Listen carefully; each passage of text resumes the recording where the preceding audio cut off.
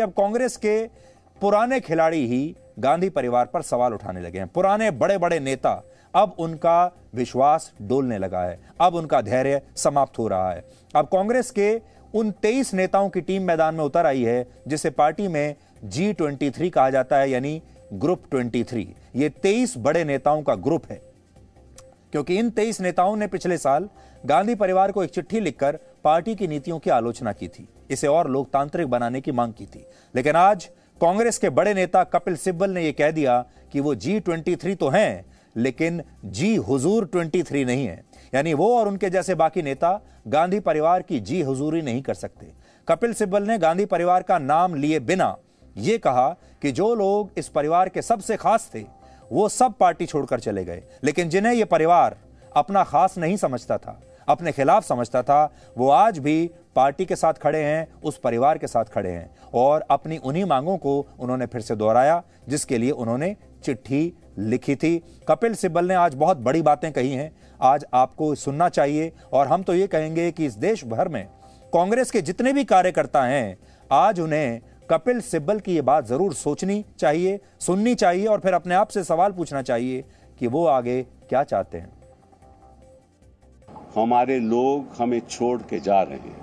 जो लोग इनके खासम खास थे वो तो इनको छोड़ के चले गए, और जो लोग ये समझते हैं इनके खासम खास नहीं हैं, वो आज भी इनके साथ खड़े हैं। एक बात तो स्पष्ट है, हम जी हुजूर 23 नहीं हैं,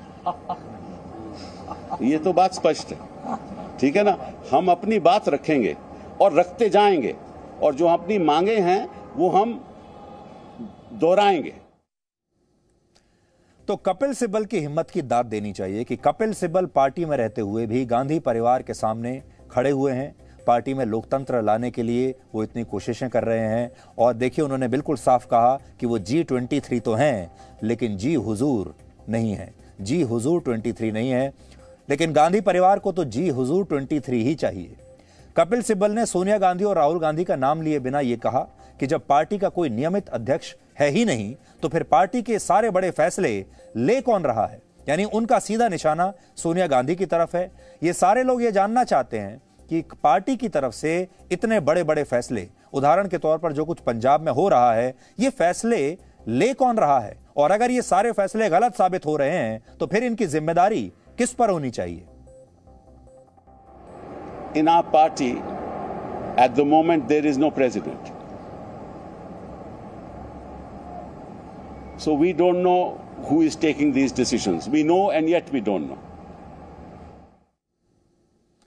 तो कांग्रेस पार्टी में फैसले कौन ले रहा है, ये कोई नहीं जानता।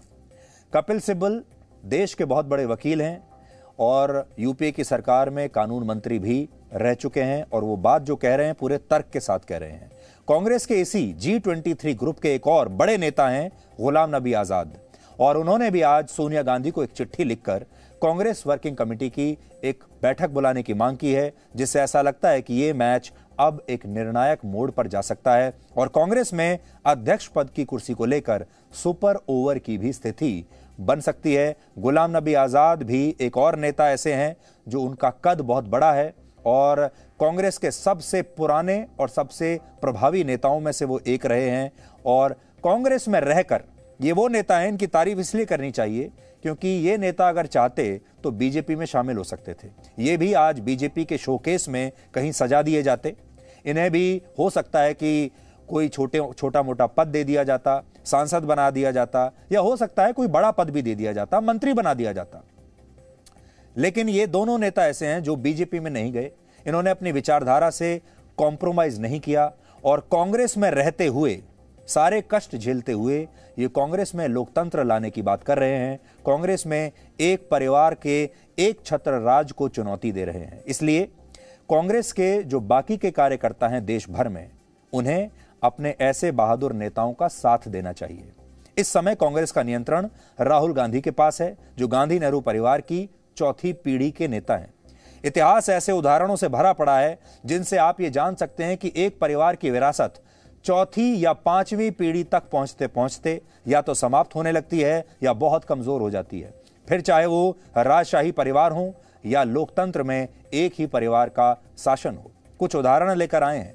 जैसे दिल्ली सल्तनत का तुगलक राजवंश चौथी पीढ़ी आते आते समाप्त हो गया था। फिरोज शाह तुगलक वंश की तीसरी पीढ़ी के शासक थे, लेकिन वर्ष 1388 में उनकी मृत्यु के 10 साल बाद ही तैमूर ने भारत पर हमला कर दिया और तुगलक वंश हमेशा के लिए समाप्त हो गया। इसी तरह लोधी राजवंश की तीसरी पीढ़ी के शासक इब्राहिम लोधी 1526 में पानीपत की पहली लड़ाई बाबर से हार गए थे और इसके बाद लोधी राजवंश हमेशा के लिए समाप्त हो गया। मुगल सल्तनत भी छठी पीढ़ी आते आते बिखरने लगी और लोकतंत्र में भी ऐसा कई बार देखा गया है। जैसे पाकिस्तान में जुल्फिकार अली भुट्टो का परिवार तीसरी पीढ़ी आते आते अब बहुत कमजोर हो चुका है ये खानदान। अमेरिका में भी एक समय क्लिंटन, बुश और कैनेडी परिवार मजबूत हुआ करते थे, लेकिन उनका प्रभाव भी ज्यादा नहीं रहा और कांग्रेस के साथ भी, नेहरू गांधी परिवार के साथ भी अब वही हो रहा है। चौथी पीढ़ी आते आते अब ये इस खानदान की जो ताकत है वो भी अब विलुप्त होती जा रही है। पंजाब से जुड़ा एक लेटेस्ट अपडेट यह है कि नवजोत सिंह सिद्धू को मनाने के लिए वहां के नए मुख्यमंत्री चरणजीत सिंह चन्नी पंजाब के नए डायरेक्टर जनरल ऑफ पुलिस और एडवोकेट जनरल को बदलने के लिए तैयार हो सकते हैं और नई नियुक्ति के लिए सिद्धू से भी उनकी राय अब मांगी जा सकती है। यानी अब सिद्धू को मनाने की कोशिश हो रही है, लेकिन कोशिश सिर्फ मुख्यमंत्री कर रहे हैं, चन्नी कर रहे हैं। दिल्ली से बैठा हुआ गांधी परिवार इन कोशिशों में शामिल नहीं है। इसका मतलब यह है कि कांग्रेस सिद्धू को मनाना तो चाहती है और यह काम मुख्यमंत्री चरणजीत सिंह चन्नी को सौंपा गया है। हालांकि हमें यह भी पता चला है कि गांधी परिवार ने इस काम के लिए चन्नी को सिर्फ 2 से 3 दिन दिए हैं और यह भी कह दिया है कि वो सिद्धू से बात नहीं करेंगे। अगर इतने समय में सिद्धू की नाराजगी खत्म नहीं होती तो उन्हें पार्टी के अध्यक्ष पद से हटा दिया जाएगा, यानी उनका इस्तीफा मंजूर कर लिया जाएगा और फिर किसी नए व्यक्ति को दोबारा उनकी जगह अध्यक्ष बनाया जाएगा। इसके बाद अगर 2-3 दिन में सिद्धू नहीं माने तो फिर उन्हें मनाने की कोई कोशिश की भी नहीं जाएगी और सबसे बड़ी बात यह है गांधी परिवार अब उनसे बात नहीं करेगा। जो प्रधान होता है पार्टी का वो हेड होता है, तो हेड ने परिवार में बैठकर अपनी मजबूती से बात रखकर अपनी बातों को आगे लेकर आना होता है। सो मैंने आज भी सिद्धू साहब से टेलीफोन पे बात की है कि पार्टी सुप्रीम होती है, सरकार पार्टी की आइडियोलॉजी को मानती है और उसके ऊपर चलती है। आप आओ, बैठकर बात करो, जिस तरीके से आपको कोई गलतियां लग रही हैं वो पहले भी आप कर सकते थे, आप भी कर सकते हो। मैं ते अड़ू ते लड़ू, जानदा सब कुछ जान। उसूलों पे आँच आए तो टकराना जरूरी है और जिंदा हो तो जिंदा नजर आना जरूरी है। तो सिद्धू कह रहे हैं कि जिंदा हो तो जिंदा नजर आना भी जरूरी है, लेकिन सिद्धू खुद अपने आप को एक गुरु समझते हैं और वो चाहते हैं कि जब भी वो बोलेंगे ठोको ताली तो सारी दुनिया ताली ठोकने लगेगी और वो यही करते आए हैं। वो कभी किसी के काबू में आए नहीं। जब वो क्रिकेट खेलते थे भारतीय क्रिकेट टीम में तब वो अपने कप्तान के काबू में नहीं आते थे और ऐसे ही बीच में ही इंग्लैंड का दौरा छोड़कर अपने कप्तान से लड़ाई करके वो वापस आ गए थे और तब बड़ी बदनामी हुई थी। उनकी भी हुई थी लेकिन भारतीय क्रिकेट टीम की भी हुई थी। कितना बड़ा खिलाड़ी बिना किसी को बताए इंग्लैंड से वापस भारत आ गया सीरीज बीच में छोड़कर। फिर वो टीवी के कमेंटेटर बन गए और टीवी की कमेंट्री के दौरान भी वो सबसे ज्यादा एयर टाइम लेना चाहते थे, सबसे पहले बात करना चाहते थे और अपने बाकी साथियों को दबाकर रखना चाहते थे। हमेशा कहते थे मैं गुरु हूं और ठोको ताली।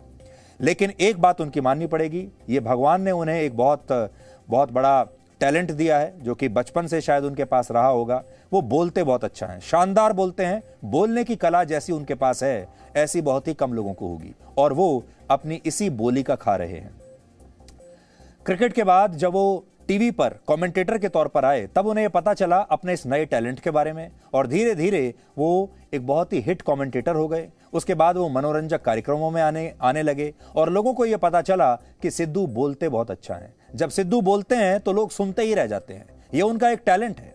और फिर इसी टैलेंट का उन्होंने फायदा उठाया और वो बीजेपी में चले गए और बीजेपी के जो नेता हैं वो उनसे इतने प्रभावित हो गए कि एक व्यक्ति जो इतना शानदार भाषण देता है, जो लोगों के रोंगटे खड़े कर देता है, ऐसे व्यक्ति को तो यहां लाना चाहिए। इसलिए उन्होंने बहुत लंबे समय तक बीजेपी के नेताओं को बेवकूफ बनाया। जब उन्हें यह समझ में आया कि यह व्यक्ति सिर्फ बात ही कर सकता है, काम नहीं कर सकता, तो फिर उन्होंने उसे निकाला। फिर ये कांग्रेस में आ गए, फिर वहां उन्होंने गांधी परिवार के साथ भी यही किया और कांग्रेस के नेताओं को बेवकूफ बनाया बड़ी बड़ी बातें करके। और फिर उसके बाद वो अमरिंदर सिंह से टकरा गए और अब वो गांधी परिवार के भी काबू में नहीं है। अब वो किसके काबू में आएंगे और इसके बाद क्या करेंगे, ये मिसाइल कहां जाकर फटेगी, कोई नहीं कह सकता।